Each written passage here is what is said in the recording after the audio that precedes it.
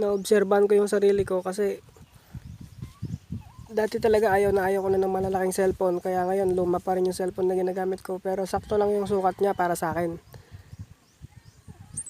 So ngayon nagkaroon ng bagong cellphone si papa ko, which is malaki siya, mas malaki siya sa inaakala ko, mas malaki siya sa nakasanayan ko.